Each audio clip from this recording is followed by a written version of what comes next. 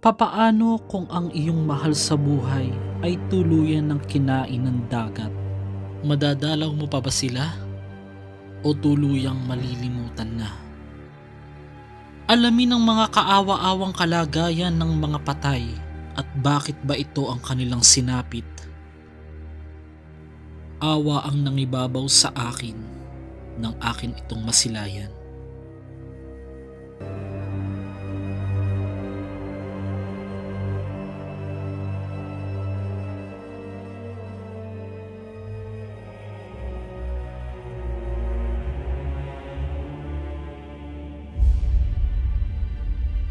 Yan, kawawa naman si Lorian, no? Lumubog yung kanyang nicho.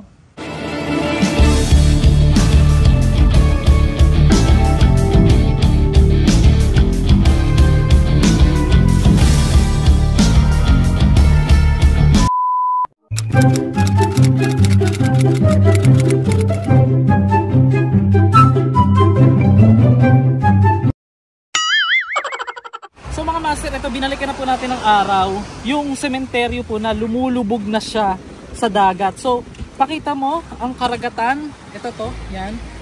So ayan, nakita nyo yung karagatan na yan dito po sa Santa Cruz, sa Astorga. Dahil mga master, ang sabi nila 2 taon na raw nakakalipas nang huling may inilibing dito sa pupuntahan nating sementeryo. Kasi nung nakaraan, ipapakita ko sa inyo saglit yung pumunta kami dito ng gabi pero hindi kami natuloy dahil nga mataas yung tubig.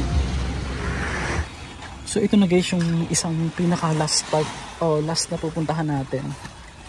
Yung sementeryo dito. Ay! Hindi mag-jowa. Char. Asa dire? Dong, asa dire yung sementeryo? Diyan. Diretso?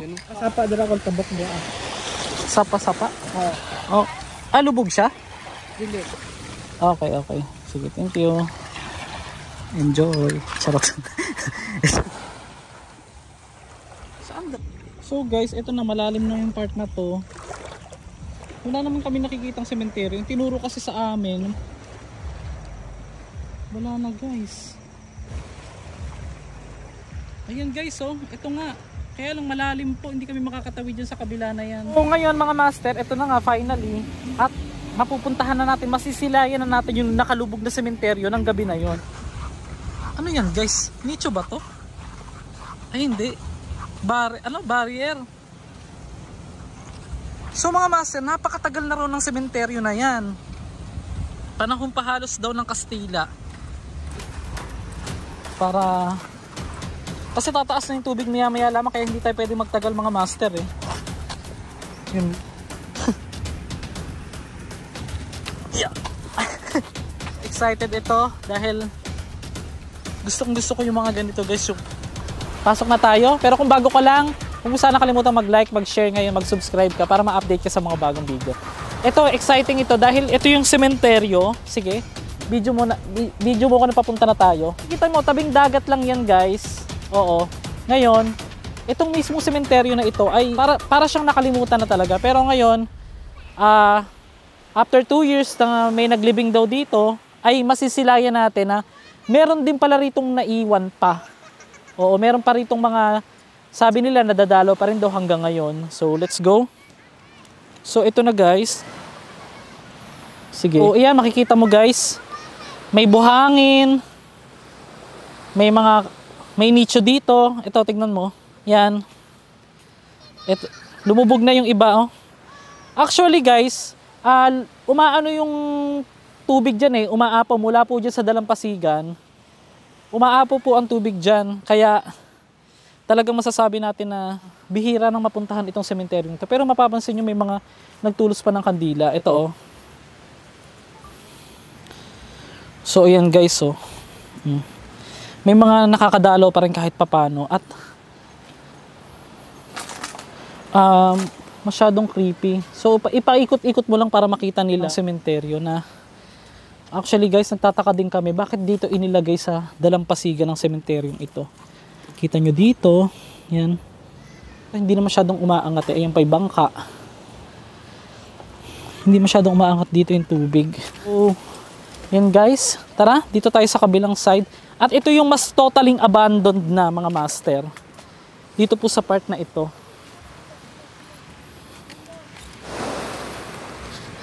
So ang ganda ng ano, karagatan. Ito na siya guys, oh. Yan. So mga master, mga first time ko po mag-vlog dito at hindi ko expected na maabutan natin itong mga sementeryo dito na lumubog na. So mga master, ito na sila, makikita ninyo. Ayan guys, oh, may mga nagpipiknik pa dito. Ito lang yung sementeryo. So, ay meron pala dito, oh. Ayan, oh guys, oh. Bakit dito nila naisip, no, na maglagay ng sementeryo sa part na ito. At ito na. Hala. Ay. Tignan nyo to guys, oh. Ayan. Hala. Tignan nyo to, oh. Ang lalim na ng kanyang ano, oh. Lumubog na talaga yung nitso.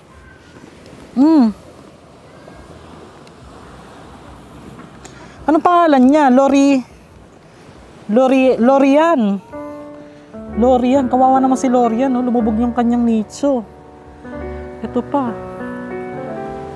Hala, ang dami guys. So, abangan nyo, maya-maya lamang mga master ay magpapalipad tayo ng drone. Oo, para po makita natin na buong buo itong mismong sementeryo na lumubog na dito po sa Davao del Sur. So, ito, tignan nyo dito, mga wasak-wasak na po yung mga nitso. Ito, apelido niya Cavite pero nasa Davao siya ngayon. Charot. So, ayan. Ang dami pala doon. Hanggang doon. Hala. Kawaw. Ito pa, tignan nyo guys. So, nakapatong na tong ano. So, guys, ito. Tignan nyo to.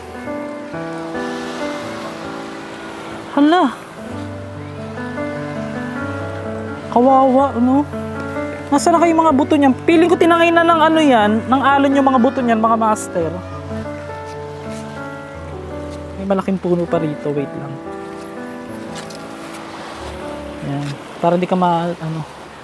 So ang dami na. Ay, grabe to, guys, oh. Ito, oh. Ang dami. Guys, sa tingin nyo, itong sementeryong to parang kailangan bang i-renovate o i-ayos? Kasi hindi ko pa po alam, wala po akong idea kung bakit po naging parang iniwan na tong sementeryong ito. Tignan nyo, oh. Sa part na ito. Ito pa. 1989 siya pinanganak. 1989 siya nilibing dito si Consolacion. Consolacion Dicaton ba to? Hindi. Died on pala yan. So, guys, ito naman dito sa part na to. So, pakita mo. Ito. Yan, pakita mo yung mga nakalibing dyan. So yan mga master, nakikita nyo po yung mga nakalibing dyan sa may part na yan. Lahat po yan mga ano na abandoned na. Ito pa, oh, may laman pa kaya. Tingnan mo yan. Wala na. Ito, pakita mo rin tong isa. Ayan. Grabe, no, mga master. At dito, mapapansin nyo, nagkalat na yung mga nitso nila. Makikita nyo yan, mga kalat-kalat na nitso. At ito lang yung dagat. Oh, lumubog na talaga. Abandon na talaga siya mga master. Tingnan nyo tong isa. Oh, sino nakalibing dito? Si, ano? Ay, alkalde. Alkalde siya. Ay, hindi. Apelido lang pala yun, family, sorry. Alkalde family. Akala ko mayor dati to dito eh. So yan guys, oh, totally lost. Distracted na siya talaga. Ayon sa narinig kong balita, ito ay napaglibingan o huling napaglibingan ng taong 2007 or hanggang 2010 pa. Pero mababakas ang kalumaan ng bawat nitso at talagang malulungkot ka kung makikita mo ito sa personal.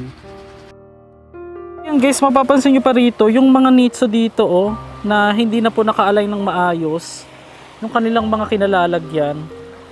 at naghalo-halo na po sila dito. Grabe guys, so tignan nyo isa ito oh. Ang nakalibing dito si Vicente, dalawa sila, si Fortunato Cavite, 1989 siya inilibing, at si Vicente Cavite 2003. Parang sila, magtatay, oo mga master. So iyan, tingnan nyo dito sa part na to oh. Hanggang dun yan. Pero ang kagandahan naman, yung mga hindi inaabot ng tubig dito sa part na ito, yung nandiyan sa ibabaw, hindi na po nasira yung iba dyan. Pero halos karamihan po na nandito sa pinakaibaba ay nasira na po talaga siya ng alon ng dagat. Mga gawa sila sa mga shells o kabibe or mga corals, mga master. Kaya mapapansin nyo sa sobrang katagalan na kalumaan, ay talagang kahit konkreto pa sila, kahit makakapal pa sila, ay talagang wala na. Ayan oh. So ito pala mga master, itong cemetery to, i-take note lang natin. Permanently closed. Ibig sabihin, 2 years ago na nang may naglibing dito at hindi na po ito pinaglilibingan. Nakakalungkot po yung sinapit nila. At ito na, palipad tayo ng drone. Tignan nyo dyan sa drone kung gaano kalaki yung damage o yung nasira ng dagat sa ang cemetery ito. Tapos nagbagsakan pa yung mga puno dito. Oh, tignan nyo tong mga puno dito. Oh, kaway mo sa vlog dai. Kaway sa vlog. Oh, hi. Yan, oh. Walay ungo dire? Okay. Very good, Char. Subscribe mo ha, Master Gala. Tingnan nyo itong malaking puno. Bumuwal na. Ganong kalakas ang impact ng sementeryong ito. Ng dagat na ito. Ito, tignan nyo dito guys. Ayan oh. Tignan mo yan.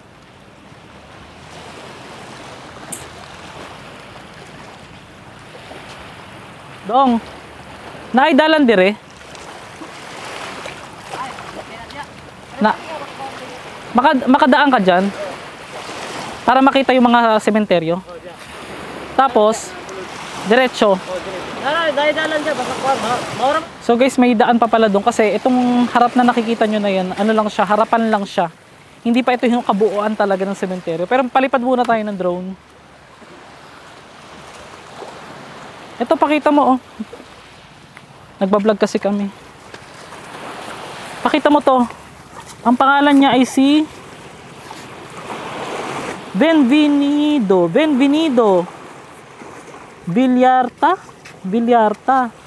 Pinanganak po siya ng September 15, 1938 at namatay po nitong April 23, 1994.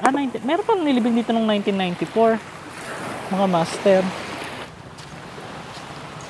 Subukan natin gumala dito sa loob. Pero palipad muna tayo ng drone. So tignan nyo dito sa part na to mga master. Oh. Ayan oh.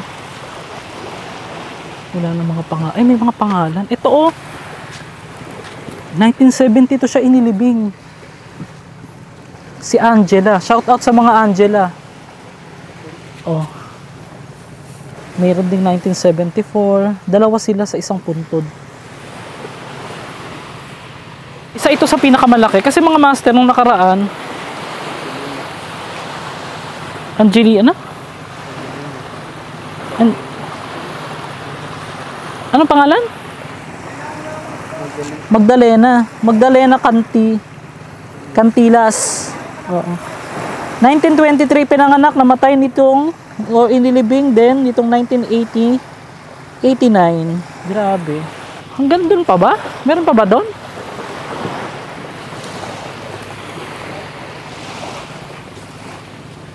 Ayan. Ito yung mga hindi masyadong nasira sa part na ito, mga master. Yan, 1995 sila inilibing. Ano naman itong isa? 1997. Mga master, sa comment below, gusto nyo bang mag-vlog ako dito ng gabi? Ayan o guys. Oh. Tsaka hindi siya normal yung kapal niya. Kung titignan nyo, makapal talaga siya. Ito takip lang ito eh, itong part na to eh. Hey sir. Kaway sa vlog, charot. Ayan. Hindi ko alam kung saan pupunta tong mga to, parang mangingisda sila. Ayan, tignan nyo oh. Wala ka nakitang buto? Saan? Tignan ko nga. Ay, silipin nga natin to. Bawal yung mga mahina ang puso ah. Ay, oo nga. Wala nang laman. Puro buhangin ng laman, guys. Oh, buhangin na. Tignan nyo ah. Naku, wala mo lang ano. Ayan. Buhangin na ang laman niya. Wala nang buto. Ayan oh. Ay, oo, kawawa. Ito pa oh. Yung mga buto nila. Nandiyan na lang.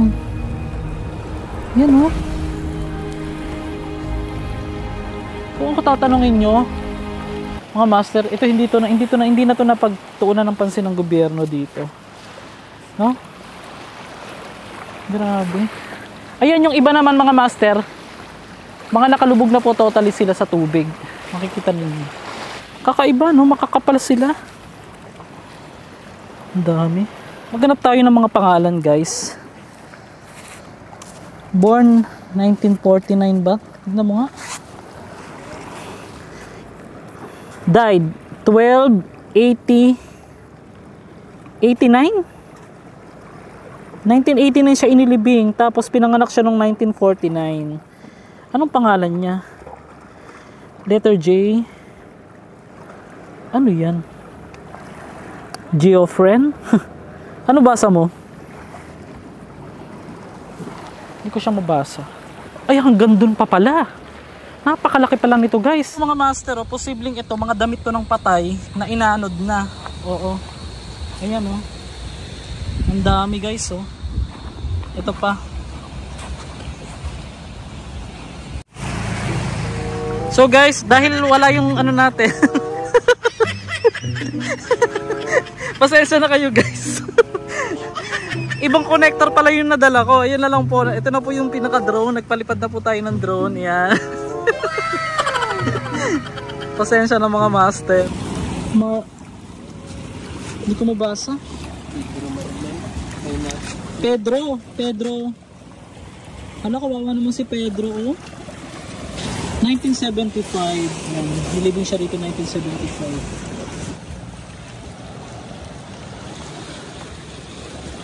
Alejandra 1960 65 1965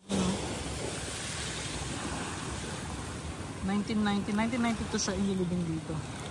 Yung binlog ko po mga master dun sa may bandang dito, Mindoro, oo, na lumubog, lalagay ko dyan sa screen yung mga hindi nyo pa napanood. Tuluyan man silang nawala pisikal sa atin, pero dapat pa rin pahalagahan ang kanilang kinalalagyan. Kinain man sila ng dagat, pero ang kanilang nagawang kabutihan ay mananatili magpakailanman. Hindi man natin madalas napapahalagahan ng mga yumao, pero sa videong ito ay pinapakita lamang ang malaking posibilidad na pwedeng mangyari din sa atin. Dahil wala naman tayong nalalaman kapag tayo ay patay na. Dahil kung sa palagay ng ilan, kung lalalaman nila na ganito ang kanilang sinapit, sa tingin mo, magiging masaya kaya sila? Wala na ang kanilang katawan sa mundo, pero nandito na iwan ang alaalang kapiraso.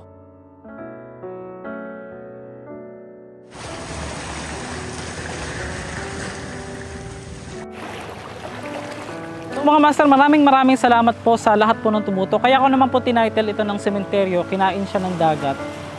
Ay talagang literally kinain po ng dagat ang mga patay. Pero yung mga nagawa po nila na mabuti, kahit kailan po hindi po nawawala yon.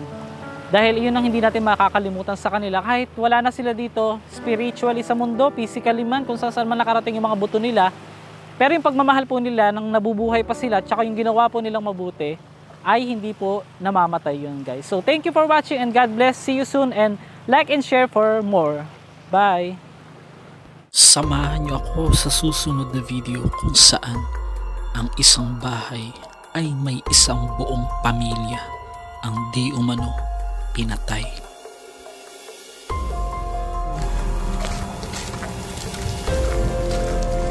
Ano? pangalan ko ng Jesus. Wala akong gagalaw sa amin dito. Yan na naman, oh.